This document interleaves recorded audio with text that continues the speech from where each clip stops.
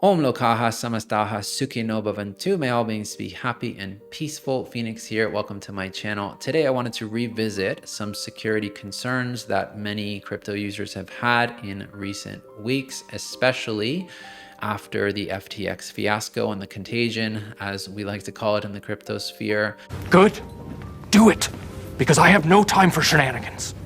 No time. Now, I did make a video that talked about MetaMask security several months ago, but I want to get even more specific into self-custody because I believe that I've found the perfect hardware wallet to solve all of our problems. And they were actually kind enough to send this to me for free for simply posting this review here. So I'm not being paid for this review, but I do actually love this wallet. And there's a lot of things that I really like about it, but it is an offline air-gapped wallet that utilizes QR code scanning to confirm transactions. And so this vastly simplifies the process of sending and receiving your crypto onto and off of exchanges. Before, I had this little guy here, which I'm not going to name names, but it requires that you press these fancy buttons multiple times and you read this very small screen, and you have to use multiple methods, Bluetooth and wires and all of that, to confirm transactions. So this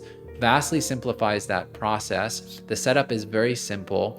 And the best news about all of this is that just for all of you, I'm going to be offering a 40% discount, and I'm also going to be giving away one of these to one lucky viewer who comments and answers a question that I ask at the end of this video. So before I turn this on, I wanted to share some of the wallet's main features. The first is the fact that it is a fully air-gapped device, meaning it is completely offline. There's no Bluetooth, there's no Wi-Fi, there's no cords aside from a charger cord if you have the rechargeable pack, which comes with the Keystone Pro.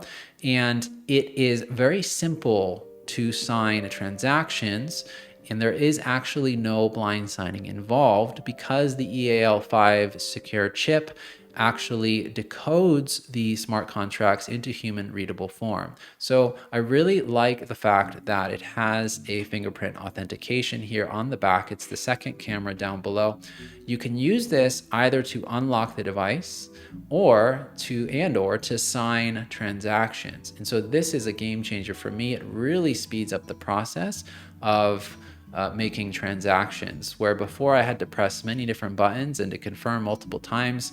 Now it's just, I confirm it on the device and I use my password, aka my fingerprint. There are other security features that you can choose to enable, and I will go over those in a moment here. But overall, this is an extremely user-friendly and intuitive device. The setup is incredibly simple. It took me about 5 minutes.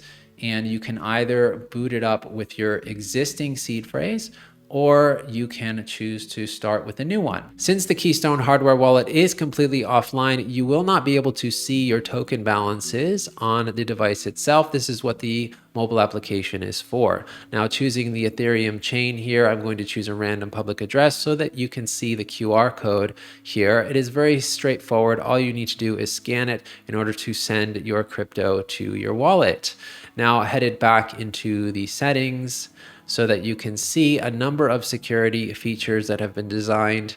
There is not only the option to change the password, but you can set up a passphrase wallet.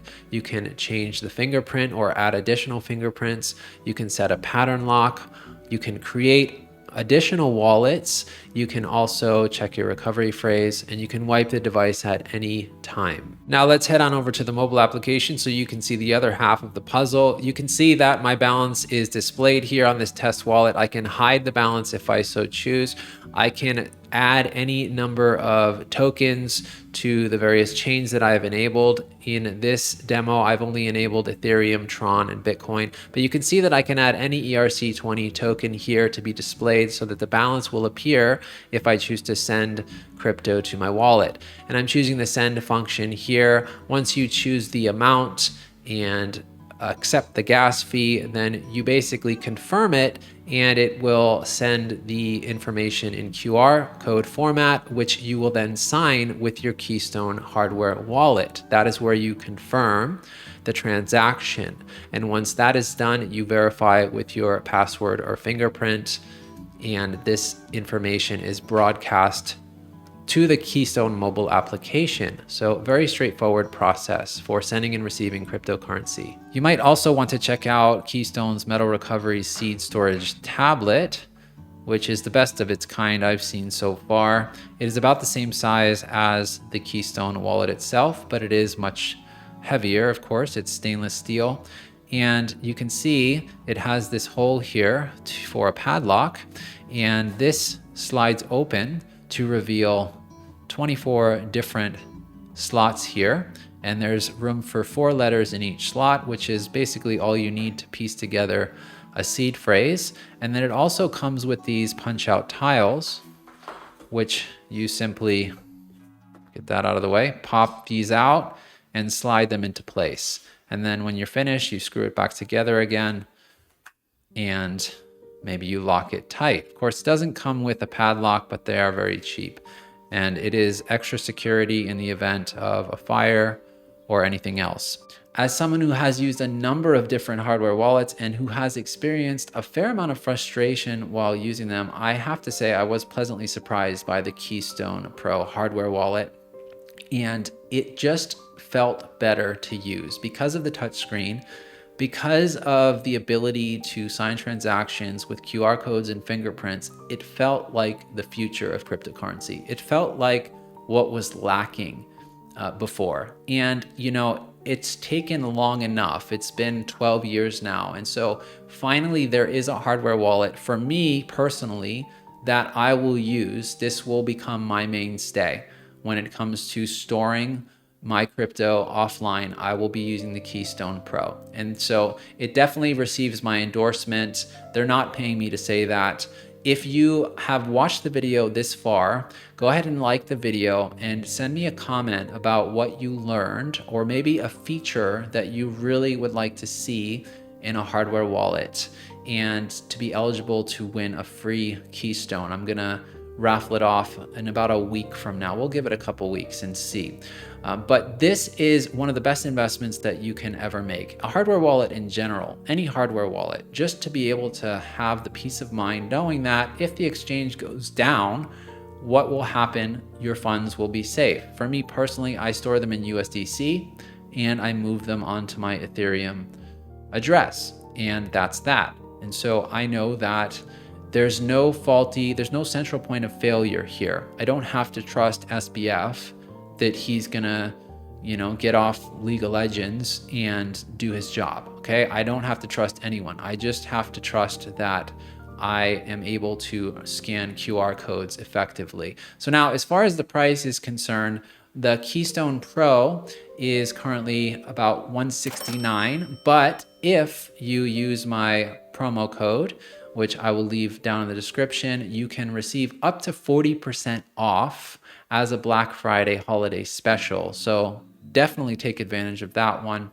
The Keystone Essential, it retails for $119. The only difference between the two is the battery pack. So the Keystone Pro actually comes with a rechargeable battery pack, which you may or may not need, but it is pretty handy and it pops on and off very easily.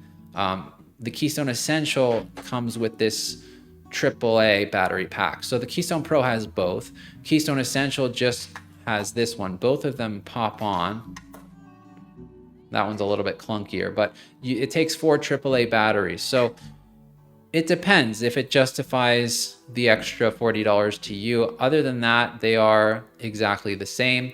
And they do not come with the tablet. The tablet is sold separately. It's only $39. But if you want a fireproof solution for that, that's also very helpful. And it is very high quality, the best that I've seen so far. So I hope that you enjoyed this video, that you found some value from it. If there's one key takeaway that I want you to really let it sink in, it's that you can't trust centralized exchanges. Anything that is centralized, eventually what happens, corruption comes in, greed comes in, we're human beings.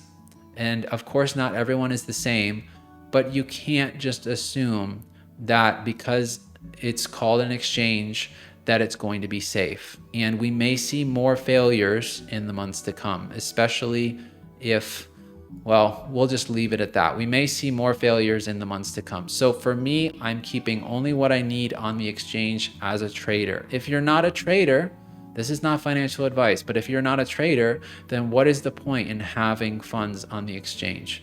If you're either sitting on the sidelines waiting to invest, or you've already invested. If you're waiting to invest, then it doesn't take long using a device like this to simply scan it and send it back to the exchange when it comes time to buy. You buy it and you directly offload it back to your secure wallet. It will help you to sleep better at night. Please take my word for it, okay?